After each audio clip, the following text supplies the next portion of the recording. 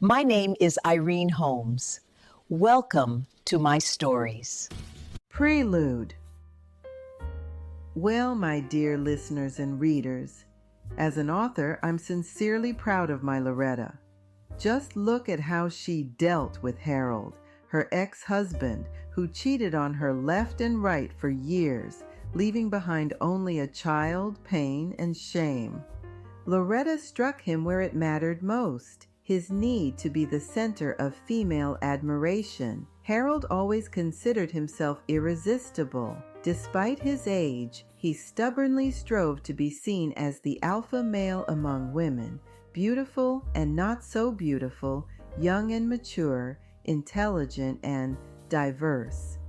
The main thing was for them to look at him with adoration and quietly, breathlessly pronounce his name. This old womanizer lied, promised mountains of gold, and uttered grandiose words that melted faster than ice in the July sun. And surprisingly, women kept their relationships with him a deep secret. We bought beautiful things for ourselves on Amazon and at the same time, cute little things for dear Harold. He always had new shirts, ties, cologne, shaving kit, and even beard gel. I think he was simply using women, and God knows how long he got away with it. But Loretta managed to open the eyes of the community's women to his true nature and incidentally to get revenge on him for past grievances. Soon, Harold Thompson left Rosewood for an unknown destination. Rumor had it that distant relatives had placed him in a nursing home, and that's where the traces of our womanizer vanished. Meanwhile, Loretta unexpectedly became close to her neighbor, Grayson Manchester. Grayson, tall, slender, gray-haired, and handsome. His fate was remarkably similar to Loretta's. In the past, he was a true shark of the pen, a journalist who worked for the best publications. He wrote scathing exposés of the lives of bribe takers and scoundrels. People respected him, feared him, sought his support, or conversely, dreamed of wiping him off the face of the earth. He knew where to go, who to talk to, and who to gather information on. And then it all ended in one day. His beloved wife, Emma, died of a heart attack, suddenly, without warning or complaint. Doctors were unable to save her. It was as if Grayson fell into a fog. He didn't understand what was happening, didn't hear people, didn't see the light. His former life, stable, warm, cozy, where his wife, children, and dog were waiting for him, where the air smelled of something delicious, collapsed in an instant. Emma, how could you leave so suddenly? Why did you keep silent about the pain? Why did you always smile and hug him when his heart was already betraying him? The strong wolf turned into an old, wounded dog. He quit his job, retired, stopped writing, and stopped appearing in public. Thus passed many years of a dreary existence until Grayson moved into Rosewood Garden. People like him lived here, people who had lost loved ones, and little by little, Grayson began to thaw, slowly returning to life. And then Loretta moved in next door, and Grayson fell in love. His heart began to beat again. A sparkle appeared in his eyes. He began to joke, take an interest in journalism, and look to the future. He sincerely wanted to be friends with Loretta, but she still kept her distance, angry at his eavesdropping and peeping, though she remained polite. Why am I telling you so much about Grayson Manchester? Because very soon these two would become more than just neighbors. They would become a team. An investigator and a journalist are a powerful tandem capable of solving life's most complex mysteries. Chapter 1. Time to pay for old sins. Loretta sat at her table by the window, slowly sorting through old folders and fading notes. Morning sunlight fell across the desk in soft golden stripes, and for a moment it felt as if time itself paused, holding its breath. At the edge of the table lay a thin envelope, the one that had recently resurfaced a name from her past. Vivian. Well now, dear Vivian, Loretta whispered, almost tenderly, though her eyes hardened. It seems your time has finally come. People must pay for the things they do, even if it takes half a lifetime. How many years had passed? How many lives had Vivian touched with her sugar-coated voice, her innocent smile, her just trying to help tone while quietly planting seeds of poison in the right places? Loretta knew women like her, and once, long ago, she had worked on a case frighteningly similar to this one. She leaned back, closed her eyes, and the memory rose before her, sharp and painful, carrying the scent of dust, tears, and a love story shattered by a single lie. That was the case she never forgot, the case of a note that destroyed 2 lives. There was a case Loretta often recalled, not the loudest one, not the kind that appeared in newspapers, but the one that still lived inside her like a quiet ache. It was a story of love destroyed by a single cruel message. Years ago, a letter arrived for her unexpectedly, a thin envelope, shaky handwriting, several pages filled with sorrow and shame. I'm writing because I can't carry this alone anymore, it said. You were the only one who ever tried to find the truth, and maybe you'll understand me. Her name was Maria. Once, she had been a bride, a young woman standing at the edge of her happiest day, preparing to marry the man she loved so deeply it frightened her.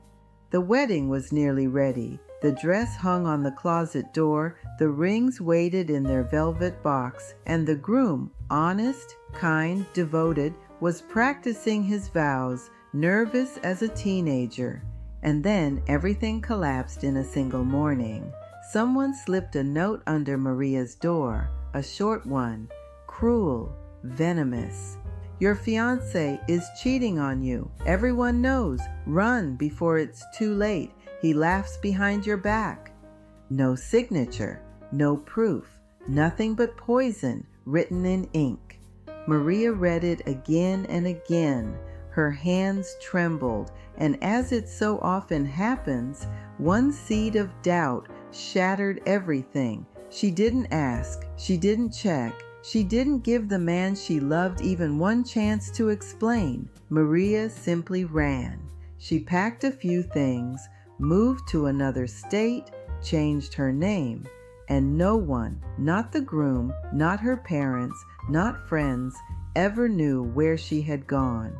The groom fell into despair. He called everyone, drove through all their favorite places, pleaded with the police. Maria had vanished without a trace, and he was certain of the worst, that she had drowned herself. He spent nights standing on a bridge, staring into the black water. He never married, not once. He lived quietly, painfully, like a man missing half his soul, and all this time, the note that ruined his life never reached him. It was discovered years later, buried in old documents, and only then did Loretta realize how deeply that lie had cut. As for Maria, believing her groom must have eventually moved on, she herself married another man, without love, out of necessity. She spent decades in a foreign home with a stranger, haunted by the question that burned her from within. What if I hadn't believed that note? In her letter to Loretta, she confessed, I lied to myself. I knew he deserved the truth, but I ran because I was afraid the note might be real, and in that moment of fear, I destroyed both our lives. Loretta held that letter for a long time, feeling as though she was holding shards of 2 broken destinies, shattered by a single line of ink, a lie thrown like a stone into calm water, the kind of lie someone like Vivian would whisper, sweetly, gently, with a smile. That case remained a reminder to Loretta. Not all crimes involve blood or money. Sometimes a crime is nothing more than a note, a lie, A few careless words written by the wrong hand, and those few words can ruin 2 entire lives. Loretta and Grayson had started spending a lot of time together without even noticing how it happened. They talked in the evenings, drank tea, remembered their old work, their mistakes, their victories. Grayson often looked at Loretta quietly, gently, as if he wanted to say something, but did not dare. That evening, Loretta suddenly became thoughtful. "There is one person," she said slowly. "I really need to know what happened to her, but I don't even know how to search anymore." Grayson watched her closely. "Who?" he asked. "Vivian." For a moment he stayed silent, then he nodded. "I will find her for you," he said softly. Loretta looked at him with surprise. "Will you really try?" "Yes," he answered. "For you." And a few days later, Grayson came back with the truth. Vivian, the truth. Loretta was sitting at the small kitchen table when Grayson came in. He looked tired, very tired. "Did you find her?" Loretta asked quietly. "Yes," he said. "I found everything." Loretta did not rush him. She already felt the truth would be heavy. "Vivian was married back then," Grayson began. "You knew that. You visited her house. You saw her husband and her son." Loretta nodded slowly. Yes, she remembered that house. Clean, quiet, a calm man, a little boy who always stayed close to his mother. "The whole town knew about her affair with Harold," Grayson continued. "Everyone knew, but nobody told you, out of respect for you and for her husband." Loretta closed her eyes. "So, he didn't know?" she whispered. "He found out later," Grayson said, "and it broke him. In a small town, shame is worse than illness. His heart could not take it. He got sick and died a few months later." Loretta pressed her fingers together. "And her son?" "After the father died, Vivian fell into deep depression. She stopped caring about everything, and about the boy, too. He grew up alone." Grayson paused. "As a teenager, he got into bad company, then gambling, big debts, fear, threats. He became a gambling addict." Loretta whispered, "Oh God." "To pay his debts," Grayson said, "Vivian sold the house. The same house you remember. Everything went to cover what her son owed." "And Harold?" Loretta asked. Grayson gave a short, bitter laugh. "Harold had already moved on, a younger woman, as usual. He didn't help. He just disappeared from her life." Loretta turned to the window. "The boy was later arrested," Grayson said. "A serious crime, prison, and then he died there. Nobody really knows how." Silence filled the room. "After that," Grayson added, "Vivian disappeared from her old life. She worked as a caregiver, as a cleaner, did hard, simple jobs, lived quietly, almost invisible." "And Rosewood Garden?" Loretta asked. "Her husband's pension," Grayson answered. "That is the only thing she has left from her old life." Loretta stayed silent for a long time. "So," she said at last, "she lost her husband, her son, her home, and herself." "Yes," Grayson said, "life judged her without mercy." Loretta closed the folder slowly. "Then I have nothing to take from her," she said. "Life already took everything." Part 3, Chapter 1. They chose a quiet spot, a little off the main path, a bench half hidden by trees where people rarely lingered and conversations couldn't accidentally reach other people's ears. Loretta preferred places like this, old habit. Privacy was never about secrecy, it was about respect. She didn't start right away. For a while, they simply sat there, watching the slow movement of the community around them. Walkers passing by, distant laughter, the calm rhythm of a place that believed itself safe. Then Loretta spoke, quietly, as if continuing a thought she had been carrying for days. There was still one name on her list, a former colleague, Samuel. She hadn't planned to bring him up, but some names refused to stay buried. They surface on their own, unchanged by time, carrying the same unpleasant weight they always had. In the police department, Samuel was never liked. Not because he was rude or loud. Those kinds of people were easy to deal with. Samuel was different. Around him, conversations grew quieter. People chose their words more carefully. Chairs shifted just a little farther away. He never rushed, never made mistakes, and never did anything openly. Back then, everyone knew what he was doing. He protected small business owners, took money for peace of mind. Not enough to ruin anyone, just enough to make resistance seem pointless. There were no reports, no official complaints, only whispers in hallways and cautious looks exchanged behind his back. Samuel wasn't caught, he was avoided. Loretta remembered that feeling clearly. Not an event, not a case, but an atmosphere. A sticky, uncomfortable awareness that some people lived off money that never appeared on paper. People like Samuel didn't gamble, they collected. That had been years ago, and that was exactly what worried her now. She had no idea what he was doing these days. No clear picture, no facts. Only the certainty that habits like his didn't disappear.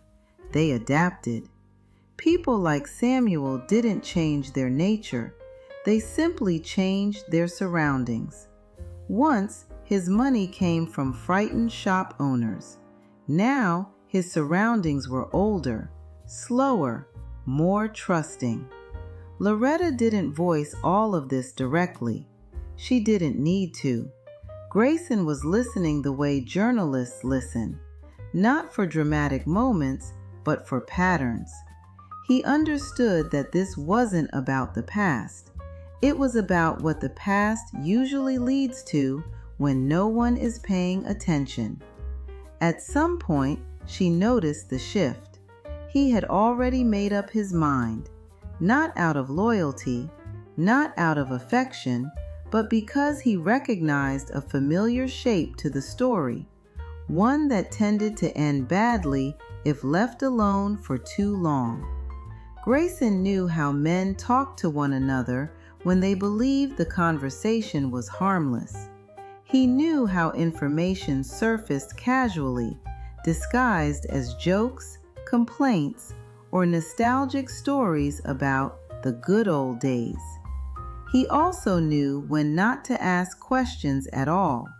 Loretta let him take that role, not because she trusted blindly, but because Samuel was the kind of man who eventually exposed himself, not under pressure, but in comfort. And comfort, she knew, could be far more dangerous than confrontation. Chapter 2. Samuel Today. Rosewood Gardens operated under strict rules. Some of them were written in large letters and posted near the entrance. Others were simply known, even by those who had never read a single notice. One of those rules concerned money. Any form of gambling within the community was strictly forbidden. Not because anyone feared card tables or poker chips, but because age made people more vulnerable to excitement, to trust, to quiet pressure. Here they tried to protect peace, not test its limits. Samuel knew that rule. That was precisely why he never played openly. No announcements, no permanent tables, no loud victories. Everything happened casually, after dinner, in the corner of the common room, while there was time. A couple of people, a familiar deck of cards, jokes that sounded too ordinary to raise suspicion. Money appeared just as quietly, small amounts, until the next game. You'll pay me back later. Samuel was not a gambler. He had no interest in risk or excitement. What interested him was off-the-books money, the kind that never passed through rules, reports, or other people's eyes. It was an old habit, formed long before Rosewood Gardens. Once he had worn a badge, and even then he never took risks. He chose small targets, those who wouldn't complain, those who preferred to pay and forget. There were no reports written about it, only whispers in the department, lowered voices, careful glances over shoulders. Samuel wasn't caught, he was simply avoided.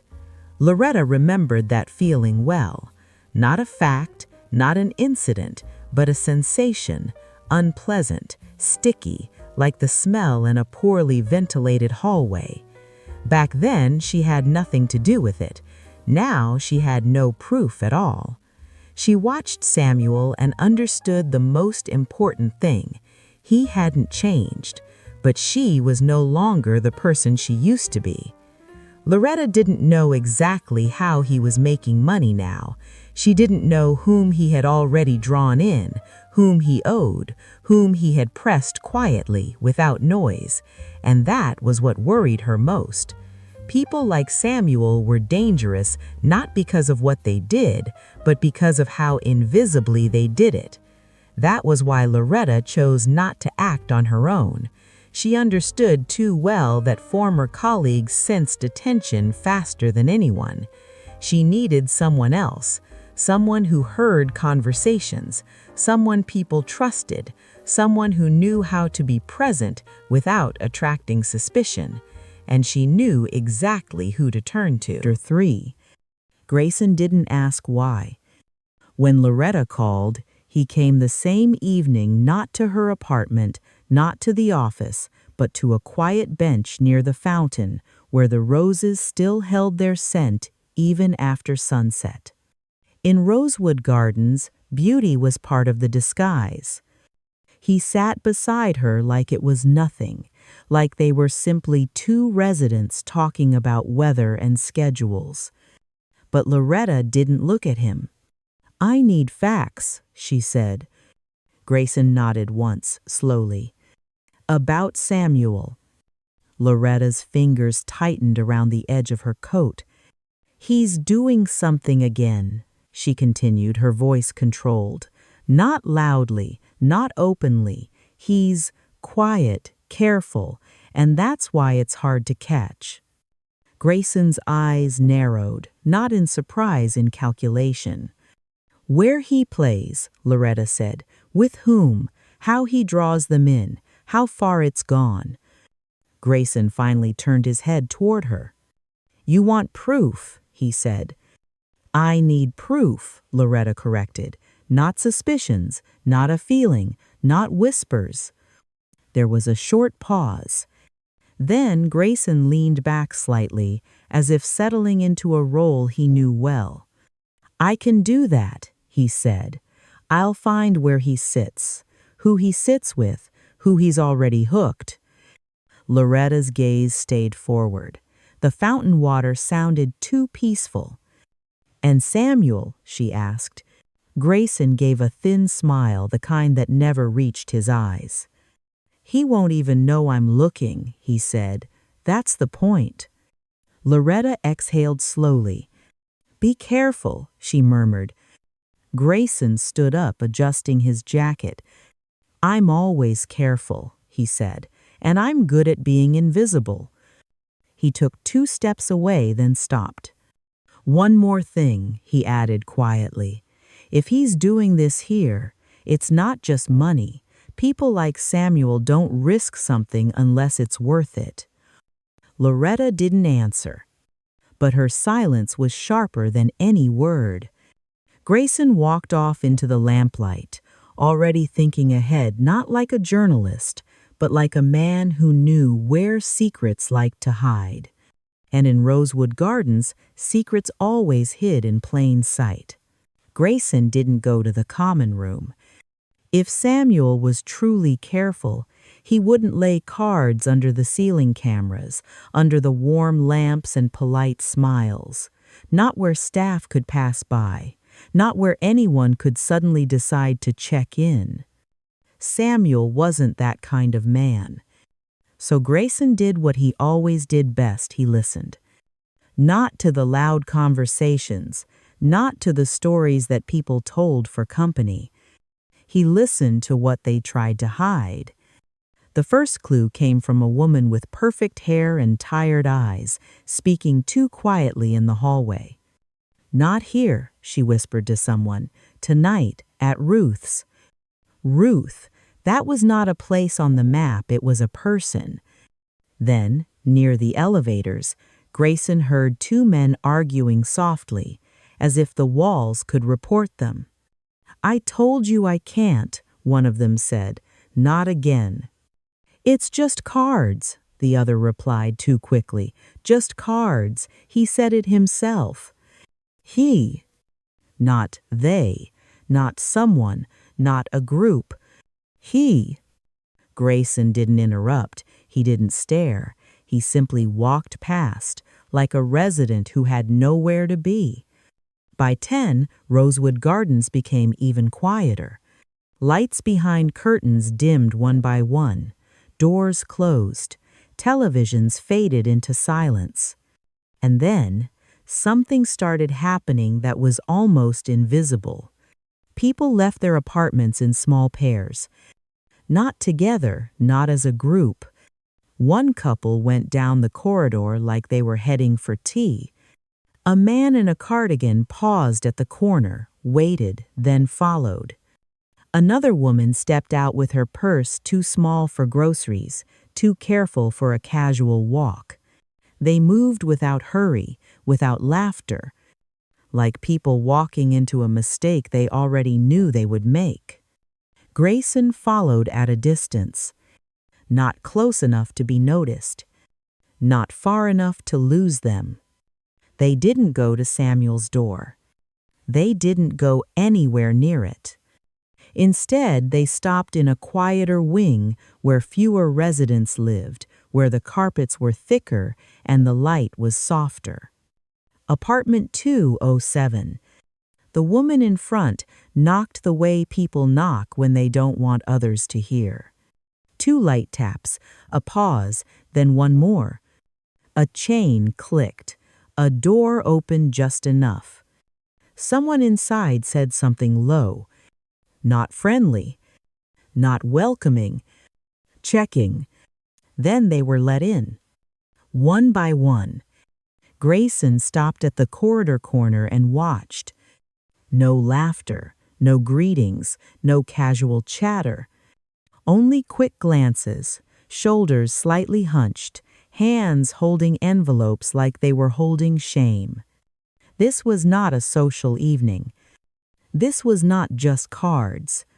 A few minutes later, he saw him. Samuel. He wasn't entering the apartment like a guest. He entered like a man who knew the room already belonged to him. No hurry, no fear, no hesitation.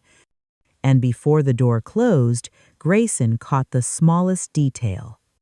Samuel was not carrying cards. He didn't need to. Someone else inside was preparing the table. Someone else was taking the risk. Samuel simply arrived to collect. The door shut quietly, and the hallway returned to its perfect, expensive silence. Grayson stood still for a moment. Then he took out his phone and typed one message to Loretta. Found him, apartment 207, not his place. He's not playing, he's running it. He stared at the closed door, and in that moment he understood something that made his stomach tighten. Samuel didn't just want money. He wanted control. And people like that didn't stop when they won. They stopped only when someone forced their hand. Grayson didn't rush. He stayed where he was, half shadow, half wall, the kind of corner built for decorative plants and hidden eyes. He pulled his phone out without turning on the screen brightness. A closed door didn't look dangerous, but it was. Behind it, money changed hands, pride broke, fear learned new names. Grayson waited. He needed something, anything that could turn suspicion into proof. A sound, a name, a phrase, a number. From inside apartment 207, faint voices spilled through the seam under the door. Not enough to understand every word, but enough to catch rhythm. Then he heard it. A soft slap cards on a table. A chuckle nervous, forced. And Samuel's voice calm, low, confident. "You're always so dramatic," he said, almost kindly. "It's just temporary. You'll win it back next time." Temporary. That word was always poison. Grayson lifted his phone, pressed record, not video, just audio. Silent, no flash, no risk. He counted in his head. 5 seconds. 10. 15. Inside, someone laughed again too sharply. Then another voice. I don't have that much." Samuel replied immediately, still soft. "You do, you just don't want to look." Grayson's jaw tightened. That was it. Pressure, quiet pressure. He let the recording run. A step inside. A chair scrape. A glass clink. And then, a tiny metallic click from the hallway. Not from inside 207, from behind Grayson. A door opening slowly. Grayson didn't move. Not yet. He didn't look back. He didn't blink fast. He didn't swallow. Every instinct screamed, "Turn, run." But experience whispered, "Still." A person stepped out into the corridor, the light from their apartment cutting a pale stripe across the carpet. An old man, white hair, thin shoulders, a robe. He stood there, frozen, as if he hadn't expected to see anyone. Grayson relaxed by 1 degree, not enough to show relief. The old man's eyes locked onto him. "Who are you?" he asked, voice trembling but not weak. Too alert, too sharp. Grayson's mind moved fast. He became harmless in a second. "A resident," he said quietly, as if embarrassed. "I got lost." The old man stared at him for a long moment. Then his gaze slid to Grayson's phone. Grayson lowered it slowly, not hiding it but not offering it. The man's lips tightened. "You shouldn't be here," he whispered. It didn't sound like advice. It sounded like fear. Grayson tilted his head slightly. "What's going on?" he asked softly. The man swallowed. His eyes flickered toward apartment 207. A muffled laugh came from behind that door. The old man's hands trembled just a little. "They're playing," he said. "And you," he paused, voice cracking, "you're not one of them." "I'm not," Grayson confirmed. The man opened his mouth to say more. And suddenly the laughter inside 207 stopped. Like someone switched it off. The hallway became too quiet. Grayson felt it before he heard it. A slow step. Then another. From inside. Approaching the door. Someone had stood up. Someone had decided to check. Grayson didn't move. He didn't run. Not yet. The old man backed away as if the air itself burned. His eyes widened. "Go," he mouthed without sound. The handle of apartment 207 moved. A chain rattled. The door opened a few inches, just enough for an eye to appear in the gap. Not staff. Not a resident. A younger man, strong build, silent face. He scanned the corridor. The old man in the robe stared at the floor like a guilty child. Grayson remained still, leaning casually, like he belonged there. The younger man's gaze landed on him. A pause. 2 seconds. 3. Then a voice came from inside Samuel's voice. "Who is it?" The younger man didn't answer right away. He kept looking, as if trying to decide whether this was harmless or a problem. Grayson gave him a small smile, polite, empty. "Evening," he said. The younger man narrowed his eyes. Samuel's voice came again, low and impatient now. "Let's not waste time." The younger man hesitated, then closed the door. The chain clicked again. The handle settled, and the hallway breathed just barely. Grayson kept his face calm, but his pulse was loud in his ears. The old man in the robe turned sharply and disappeared into his apartment without another word, as if being seen speaking to Grayson might cost him something. Grayson waited 10 full seconds. Then he walked away without looking back. Only when he reached the elevators did he exhale, and only when the doors closed did he check his phone. The recording was there, clear enough. Samuel's voice, the pressure, the lie. Grayson typed fast. "Loretta, I have audio, not just cards coercion. He has someone guarding the door. And residents are scared. This is bigger than gambling." He stared at his reflection in the elevator mirror, and for the first time tonight he allowed himself one thought. Samuel wasn't hiding from rules. He was hiding from consequences. And now someone had finally started counting them. The elevator doors opened. Soft light, clean marble, the perfect calm of Rosewood Garden, the kind that made danger look impossible. Grayson stepped out, phone still warm in his hand, and stopped. Samuel was there, in the lobby near the mailboxes, as if he had simply come down for something ordinary, as if he wasn't just running a quiet trap upstairs.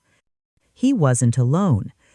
2 men stood a few steps behind him, not close enough to look like security, but close enough to be useful. Samuel turned his head slowly, like he had been waiting for this exact second. A smile appeared on his face, friendly, open, almost charming. But his eyes weren't smiling. "Well," Samuel said softly, "what a coincidence." Grayson returned the smile, equally polite, equally empty. "Rosewood is full of them," he replied. Samuel took one step closer, not threatening, not aggressive, just confident. "I don't think we've met," Samuel said. "You're new." "Not that new," Grayson answered. Samuel's gaze flickered to Grayson's phone. Just a flicker, but it was enough. Then Samuel's voice lowered, like a secret shared between gentlemen. "I hope you're enjoying our little community," he said. "It's a place where people value privacy." Grayson nodded, still calm. "I do," he said. "Privacy is important." Samuel's smile widened. "Yes," he agreed. "It really is. A beat." Then, with the same friendly voice, Samuel added, "And it's also very fragile." Grayson held his gaze. "Good night, Samuel." Samuel tilted his head.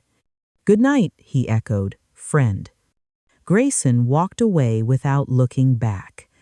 But he could feel it, Samuel's eyes on him, steady and amused. Not the eyes of a man who feared being exposed.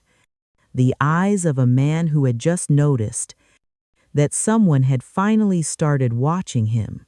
And in Rosewood Garden, that kind of attention never ended well for anyone. In Rosewood Garden, gambling is forbidden, not because of the law, but because the residents are older, vulnerable, and too trusting. Samuel knows the rules. That's why he breaks them quietly. No common room, no club corner, no witnesses. Only tea visits to someone else's apartment and money that appears just as silently as fear. Loretta has no proof, only the sick feeling that Samuel hasn't changed. So she calls the only person who can get facts without being noticed, Grayson. Tonight, he follows the whispers. Tonight, he finds the door. And tonight, he almost gets caught. Because Samuel isn't just gambling. He's controlling people. And in Rosewood Garden, privacy is fragile. Chapter 4. Samuel, the Quiet Game. Grayson didn't sleep that night. Not because he was afraid. Fear wasn't the problem. The problem was rhythm. Samuel had a rhythm. He knew when people were tired, when they were lonely, when they were weak enough to say yes to something they would regret later. He moved like a man who had done this before, not once, but for years. Not loudly, not clumsily, quietly. Grayson listened to the audio again before sunrise. Samuel's voice was calm, almost friendly. It wasn't the voice of a gambler. It was the voice of a collector. And that was exactly what Loretta needed, not a rumor, not an instinct, not whispers. A recording. Something real. Still, Grayson knew one truth from experience. Proof was not the same as victory. Samuel would deny. He would smile. He would twist the story until it sounded like kindness. So Grayson did not take the recording to management. Not yet. First, he needed the only thing Samuel respected: pressure. By midday, Grayson had walked through the men's circle, the ones who played chess outdoors, the ones who argued about sports in the lounge, the ones who pretended they weren't lonely by acting important. He didn't accuse anyone. He didn't ask direct questions. He simply let one sentence fall into conversation like a careless pebble. Someone's going to get hurt over those games. That was all. Men like to feel like protectors, even when they fail. And within hours, Rosewood Gardens began to shift not outwardly, not in obvious ways, but in glances, in pauses, in lowered voices that stopped when Samuel passed. Samuel noticed. Of course he did. That evening, Grayson returned to the same corridor, not hiding now, just walking calmly as if he belonged there.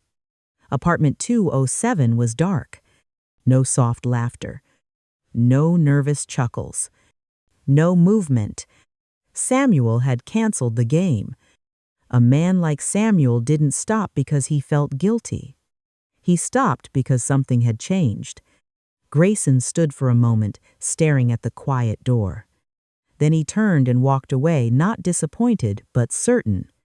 Samuel was reacting, and reactions could be used. The following day, Grayson met Loretta again in the same place near the fountain, where the roses pretended the world was clean. Loretta listened without interrupting.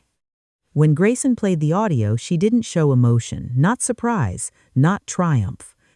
Only a small tightening in her jaw. Like a woman watching a ghost from her past become visible again. "This is enough," she said quietly. Grayson nodded. But not for him, he replied. Loretta understood immediately. Samuel would not collapse from one recording. He would not panic. He would not run. He would simply adapt. So Loretta did what she had learned long ago in the department, what had always worked better than confrontation. She built a corridor with no exit. She didn't go to Rosewood management. She went to the one group that was immune to charm, the legal board. In Rosewood Garden, rules weren't suggestions. They were contracts, and contracts had consequences. Loretta delivered the facts like evidence in court. Recorded coercion. Residents gathered secretly in private apartments. Cash transactions. Fear, silence, avoidance. The presence of guards. She didn't say Samuel's name at first. She didn't need to. Everyone already knew who she meant. And when she finally said it, the room turned colder. Samuel. That evening, Samuel was invited to a private meeting. Not a friendly one, not a casual check-in. A formal meeting with 2 board members, legal counsel, and community security. Samuel arrived the way he always arrived, confident, smiling, dressed like a harmless older man who simply enjoyed conversation. He greeted everyone politely. He even joked. Then Loretta walked in. The smile didn't leave his face, but his eyes changed. Because Samuel remembered her. And Loretta remembered him. They didn't exchange words. They didn't need to. The audio recording played. Samuel listened as if it was someone else's voice. Then the board presented additional facts. Bank statements showing unusual cash patterns among residents who attended tea nights. A resident complaint anonymous but detailed. A written observation from security, repeated late-night gatherings at 207. Samuel sat still. He didn't deny the voice. He didn't fight the words. Instead, he did what predators do when caught under bright light. He tried to reframe. These are consenting adults, he said smoothly. They are lonely. They want company. I offered entertainment. The legal counsel spoke calmly. Gambling is prohibited. Coercion is prohibited. Exploitation of residents is grounds for removal. Samuel's gaze drifted toward Loretta, not angry, not shocked. Studying. Then he smiled again. A smaller smile. I see, he said softly. This is personal. Loretta's voice, when she spoke, was quiet and sharper than his. No, she said. It's professional. That's the difference between us. Samuel's smile held, but his fingers moved once a tiny tap on the table, a sign of irritation. The board handed him the decision: immediate suspension of community privileges. Mandatory investigation, and until further notice, Samuel would be removed from his residence. Rosewood Garden wasn't a city, but it had laws of its own, and today Samuel had reached the edge of them. For the first time in years, his careful silence didn't protect him, it trapped him. When Samuel stood, he didn't shout, he didn't threaten, he didn't beg. He simply leaned slightly toward Loretta, as if sharing a private thought. You never liked me, he murmured. Loretta didn't blink. I never trusted you, she corrected. Samuel's eyes narrowed with something close to admiration. Then he straightened, nodded to the board, and walked out like a man leaving a dinner party. But Grayson saw it. He saw the tension in Samuel's shoulders, the one emotion Samuel couldn't fully hide: loss of control. Later that night, Rosewood Garden felt lighter, not safer, not healed, but lighter. The residents who had been pulled into the game didn't celebrate. They didn't speak about it loudly. They simply returned to their ordinary lives, carrying their shame like a bruise that would fade with time. Loretta sat in her apartment with a cup of tea that went cold. Grayson stood by the window, watching the lights on the grounds. You won, he said. Loretta didn't smile. "No," she replied. "We stopped him. That's not the same." Grayson turned. "You think he'll come back?" Loretta looked out into the night. "Men like Samuel don't change," she said. "They relocate." A pause. Then she added softer, "But not here. That was enough." And for the first time since Samuel's name returned to her list, Loretta felt something unfamiliar. Space. Not peace, but space. A quiet room in her mind where his shadow used to stand. Short summary. Samuel wasn't caught in a dramatic scandal. There were no sirens, no arrests, no headlines. Rosewood Garden handled him the way rich communities handle unpleasant truths, quietly. But the truth still landed where it mattered. Grayson found the room. Loretta provided the strategy. And Samuel lost the one thing he valued most: control. He didn't fall apart. He simply disappeared from Rosewood the way he had always lived inside it, without leaving fingerprints. But this time, he didn't leave behind money. He left behind fear that finally began to fade. Later that night, Rosewood Gardens seemed unchanged. The lamps along the paths still glowed warmly. The fountain still whispered its quiet song. The roses still smelled sweet enough to fool anyone into believing the world was gentle. But Loretta felt the difference. Not around her, inside her. The shadow of Samuel, the old stain from her past, had finally lifted. Not completely, not perfectly, but enough for her to breathe without that familiar pressure in her chest. She sat on the bench near the fountain with a cup of tea she hadn't touched. The warmth had faded, but she didn't mind. She wasn't cold. Grayson stood beside her for a moment, watching the water catch the light. Then he sat down. He didn't speak. He didn't ask for praise. He didn't even look at her, not right away. He simply sat close enough that the space between them felt like safety. Loretta stared forward, her hands resting quietly in her lap. For years, she had survived by holding everything in fear, doubt, anger, grief. She had trained herself to stay sharp, stay guarded, stay alone. Love had always seemed like something for other people. Something soft, something reckless, but tonight, something inside her loosened. Without thinking, without planning, her fingers shifted slightly, moving closer to his. And Grayson's hand found hers, not gripping, not claiming, just covering it gently, steady warmth over cold skin as if to say, "You're not alone anymore." Loretta didn't pull away. Her throat tightened for a second, and she blinked once, slow and controlled, as if holding back a feeling she didn't fully trust yet. But her hand stayed under his, and that was enough. The fountain kept running, the roses kept breathing. And for the first time in a long time, Loretta felt something she had almost forgotten how to feel: quiet hope. No more shadows at your door. No more cold and restless fear. Only warmth within the dark. And someone standing near. If the world still hides its secrets,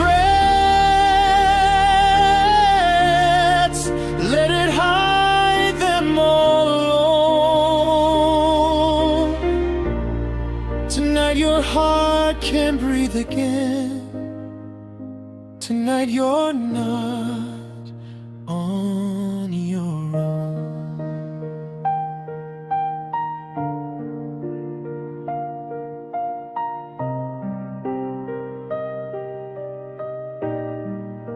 Tonight your heart can breathe again. Tonight you're not